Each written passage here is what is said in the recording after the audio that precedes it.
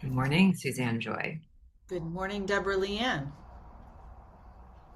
Talk about this week's pulse of failure to preservation into a beautiful state of veneration, which I feel like we wanted to define each of those the way they're meant to be thought of. Would you like to start us off since this features so beautifully in your chart? Oh, thanks. So we're talking about gene keys, and this is gene key 32 of this week. And this is about ancestral reverence. And we think of failure as we always have a fear of failure. Like you don't want to screw up. And it's one of those things about failure can come in lots of different ways, but it's that fear of failing, of like missing the mark, of like not getting it right. And it's sometimes, of course, linked to, most times, it's now the energy is linked to money. And it's a very low frequency of just that subtle fear of, not, I think Having yeah, survival. scarcity. Okay. Yeah. Um,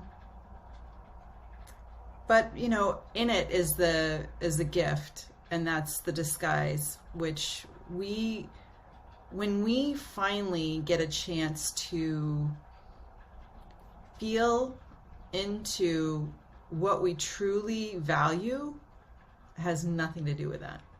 So we really start to identify those things in our life that is most essential, and that is the gift of preservation. Um, because the other stuff feels very extraneous. Just think to a time when there was a pivotal point in your life where nothing else mattered, and it was so super clear to you that all the other stuff felt very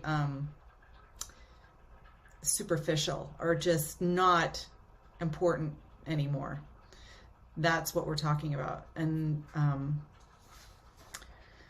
on a collective level, this is what I wasn't thinking. I think of personal failure immediately because you immediately Right. have that feeling in your body of or that emotional whatever trauma. But the other thing is the stories that go in the Right. head. Yeah, well, you messed that up too. And well, you knew you can't, the failing in this and that relationship, and and the two times that really are still so heavy in my mind are I failed at marriage, and I don't know why that sticks with me, but and I failed a course in college and actually wasn't allowed to retake it because it was senior year unless I wanted to take another semester. And and those things I felt like live with me forever. Like they're imprinted on me. And it's so weird because that is not important. I mean, when I flip it to the preservation, oh my God, that allowed me to shift my coursework into communications, which was a great minor. And the, you know what I mean? And then I got out of a situation in my marriage where I have been able to be preserved. Thank you very much. So, but collectively, let's talk about that because is it fear of because we're human and we're going to die? Is it fear? I mean, if you extrapolate it out, what is the collective failure carrying? Fear of messing up the planet we already have. Well, he says failure is only an outcome when you cut yourself off from the full whole. Hmm. Um, you kind of isolate yourself. And when you raise the frequency beyond the concepts of such things as success and failure, you remember that all life moves in a cosmic pattern. So you're recognizing at that moment that everything is in its own perfect symmetry.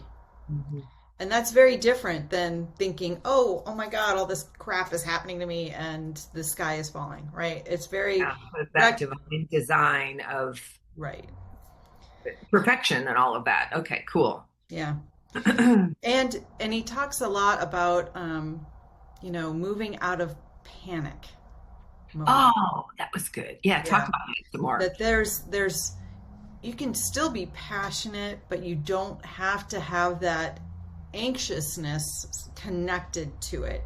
So it's passion without the panic. It is recognizing your own lineage in the cycles of life, having reverence to your ancestors before you who have paved good ways, and recognizing, I think at this point, that the thing that I keep coming back to is, what do we really want to sow?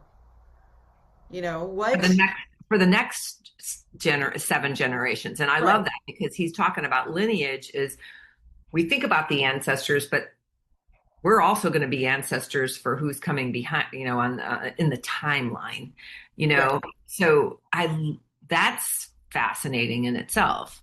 So Yeah. the preservation is not just for me or for Right. my This time. is It's for service. Yeah. Okay. Okay. So it kind of goes into purpose, like, which brings me back to the what is essential thing. So when you're looking at, I mean, I'm a preservation junkie. I've been recycling and artfully reusing things for decades. And I'm wondering, how do you know? And that's what makes it so hard, because I pick things up and I'm like, well, this could be useful. And I'm like, Deborah, do you need it now? Is it who you are now? I mean, I'm wondering, like, the choice of honing in to what it is important to preserve. How do you um, determine that? Because it Well, seems like, no, I don't want to put anything in the landfill. I want to. I think that it's a lot about discernment and identifying those things that are still useful. Might be not be useful to you, but it might certainly be useful to somebody else. And that's what I think is kind of interesting about resourcefulness. Okay. This isn't the key of it, but I'm just riffing on that. But energy is flowing somewhere, right? Okay. So you're giving that, and it's not. That's where you recognize energy is never lost. It's just transforming into a different form. And what's not good, not useful for you, could be useful for someone else. So that's where the question of what is essential, Right. right? It feels like that's where I'd be if I come back to, is this essential to who I am and who I'm becoming right now as I continue to clean my house? So, Well, and you're talking about things, but we also can talk about oh, the my qualities. Yeah. spiritual, okay. And our gifts. Yeah, I see. And you are so good. It's probably why you have that strong connection to the ancestors when you do your channeling. It's so clear how you can speak to people or get guidance from, and and I find that fascinating. So that I can see how you've woven into your life and your work. Mhm.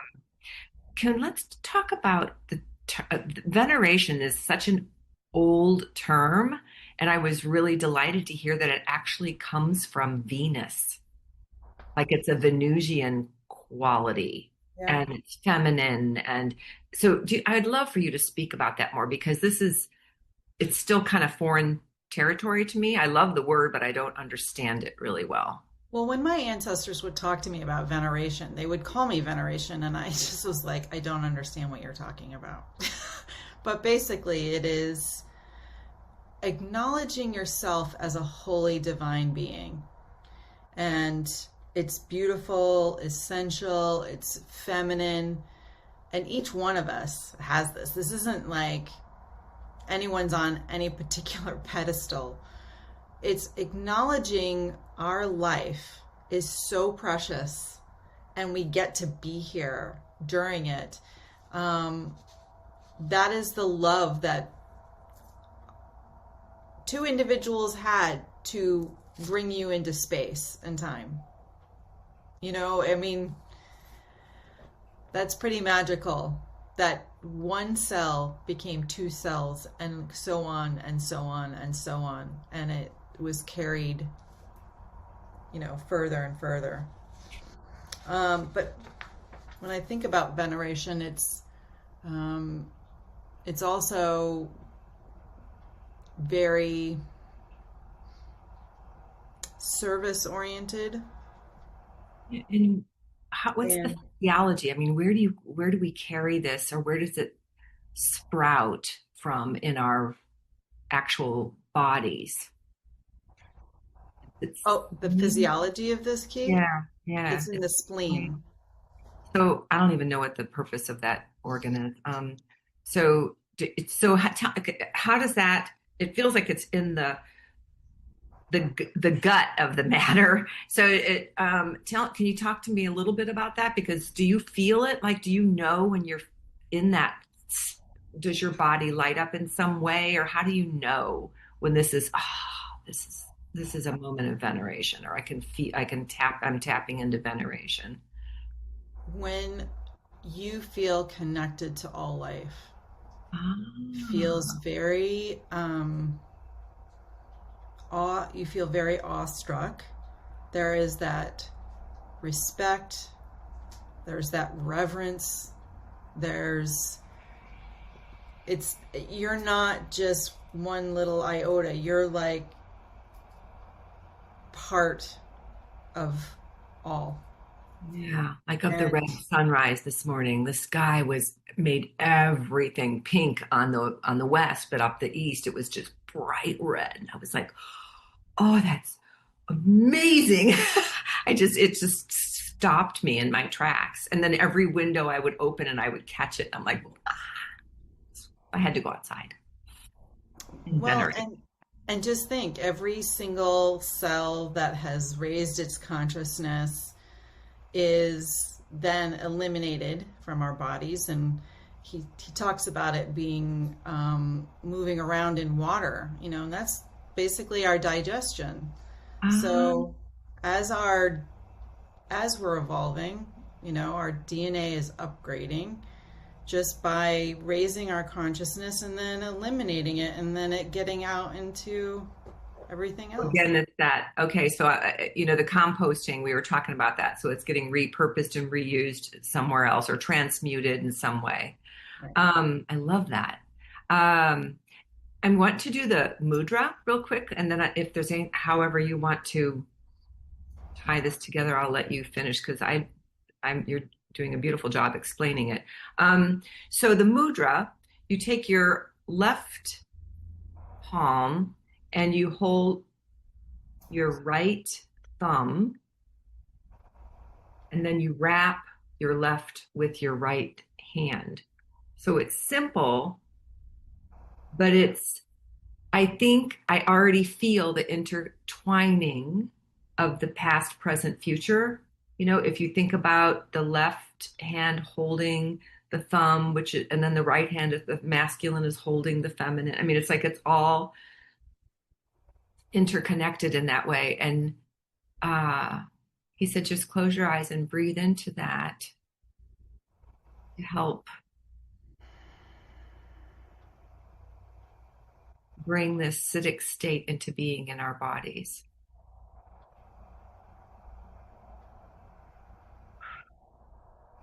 Hmm. Hmm. Thanks. Yeah. So what I thought of this morning, this is a small little pocket guide for angels and ancestors, and I thought it might be fun just to pull a quick little teeny card. Love that. I Angels know. and ancestors.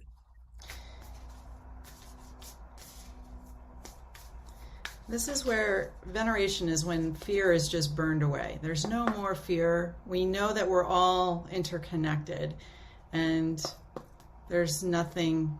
There's nothing to fail at.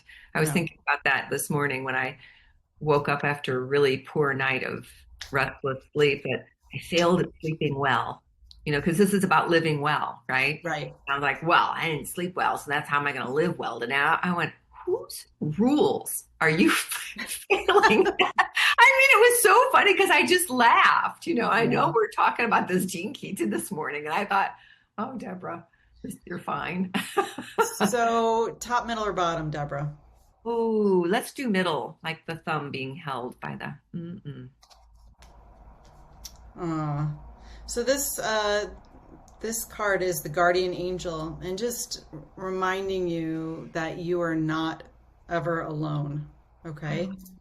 So if you are feeling that kind of like that you are alone, you're not. So here, you can focus on that. So this is a message just to watch for signs and reminders from your angels and loved ones that they're close by. And remember that they're working hard to guide you. And this shows a white feather that's been known as the guardian angel's business card. So whenever you typically find a white feather, I kind of go, oh, wink, wink, nudge, nudge. It's a message to say that your guardian angel and ancestors are particularly close at this time, and they're there to support you with their love. So if you've asked for help with a particular situation, know that there's divine intervention in the works. And just know that everyone has a guardian angel that has been with them in their past lives and will be there in lifetimes to come. You're never alone. So this card has a huge reminder that there's always help and support available to you. And just know that your angel is right there with you now and is to aid you in all your endeavors. So to receive their support, you just have to ask for it and then surrender to the process. Know that whatever unfolds is for your highest good. And that's again ties right into there is no such thing as failure. However, whatever has happened is just another step on the path. And now we keep moving with new ways of seeing the world, right? Failure to me seems like it's such an eye-opening experience that it introduces us to something that if we would have skated right through it, we wouldn't have even learned from, Right. It just is more experience is all. Yeah. So eliminating that word from my vocabulary is one thing. It's the those stories. So thank you. Thank you. Till next time. Absolutely.